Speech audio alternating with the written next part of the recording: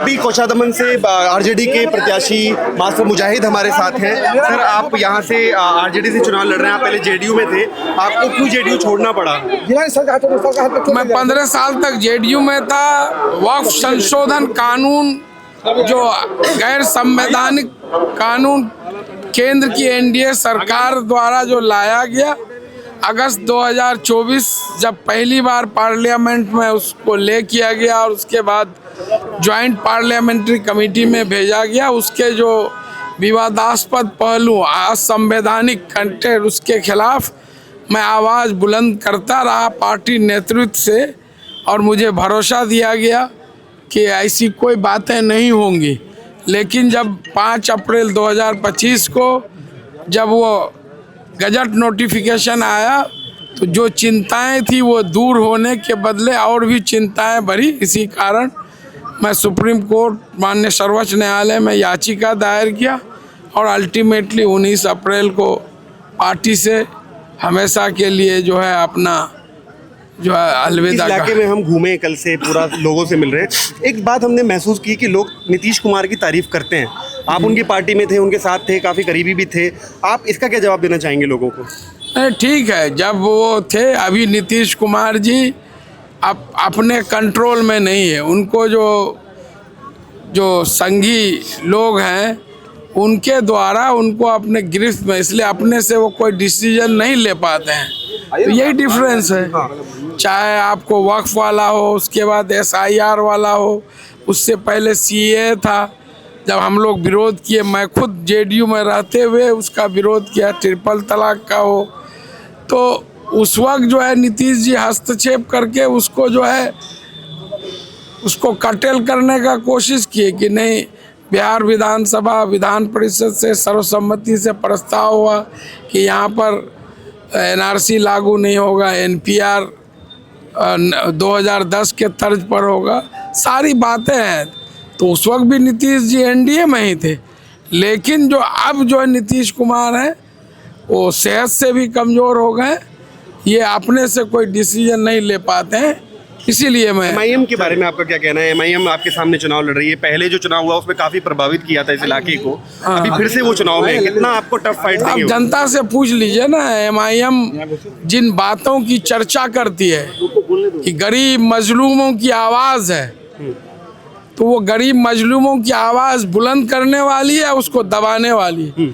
जो लोग 10 साल 15 साल से उनके लिए तन मन धन से काम कीजिए, आज उन्हीं लोगों से बात कर लिए। मैं जफ़र असलम साहब हो जो MIM के प्रखंड अध्यक्ष हैं, बड़े भाई सादिक समदानी साहब हो, इसाक आलम साहब हो जो MIM कांग्रेस छोड़ करके महत्वपूर्ण पद जिला अध्यक्ष भी थे, वो छोड़ करके वो पिछले 10 सालों से रात दिन मेहनत किए।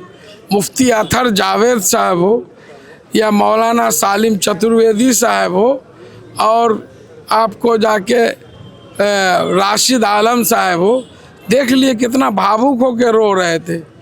जो आदमी उस पार्टी में कैंडिडेट के लिए नॉमिनेशन मैंने अप्लाई ही नहीं किया कि हम भी, सिंगल नाम था राशिद आलम का। जैसा उन्होंने कहा, आप वीडियो मैंने देखा, बहुत रो रो करके भावुक होकर बोल रहे थे।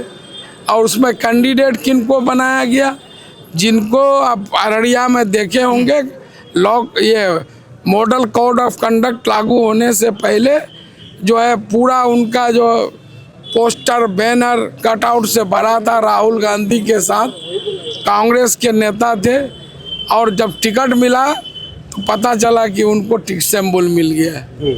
तो ये जो जिन बातों के लिए वो जो है लोगों को, बैरिस्टर साहब या अख्तरुल ईमान साहब, जिन बातों की वो अपने चर्चा करते हैं, ये गरीब मजलूमों की आवाज़ है। पिछले बार भी जब पार्टी के MLA 4 छोड़ के गए तो ऐसे ही थोड़े छोड़ के गए, कमी तो दोनों तरफ से रही होगी। आप अपने विधायकों को साथ नहीं रख पाए तो आप खुद उनका जवाब उन्हीं के लोग देंगे। हम लोग तो विकास के नाम पर, मास्टर मुजाहिद विकास, तरक्की और सेवा खिदमत के नाम पर वोट मांगता है और लोगों के लिए काम करते हैं। मैं 5 साल हार भी गया, लेकिन उसके लिए भी क्षेत्र के विकास के लिए और लोगों की सेवा खिदमत के लिए रात दिन समझ गए एक कर दिया। मास्टर मुजाहिद की औकात हैसियत नहीं है कि वो इस लड़ाई को लड़े। और आज जो मास्टर मुजाहिद को ये टिकट प्राप्त हुआ है तो मेरी हैसियत नहीं, ये जनता है, जनता का प्यार है, मोहब्बत है। और मेरे नेता ने कह दिया कि धन बल पैरवी से टिकट नहीं मिलेगा, जनता जिसे जो आवाज़ होगी अगर, तो उसने वो साबित कर दिया कि राष्ट्रीय जनता दल जो तेजस्वी यादव जी हैं वो जनता की बात करते हैं। आप लिस्ट उठा के देख लीजिए, राष्ट्रीय जनता दल के ऐसे भी उम्मीदवार हैं इस चुनाव में जिनके पास साइकिल है, आज भी चलने के लिए मोटरसाइकिल भी नहीं है। तो वो जो बोलते हैं वो करके दिखाते हैं। एक आखिरी सवाल एमयू कैंपस से जुड़ा है। आप पुराने लीडर हैं इस इलाके के, बहुत बदहाल स्थिति में एमयू कैंपस है, जिस वजह से उसको लाया गया था, आप क्या कहना चाहेंगे? वो वजह पूरी नहीं हो पा रही है? नहीं, निश्चित है एएमयू किशनगंज सेंटर राजनीति का शिकार हुआ है और उसके लिए मैं लगातार संघर्ष किया हूँ।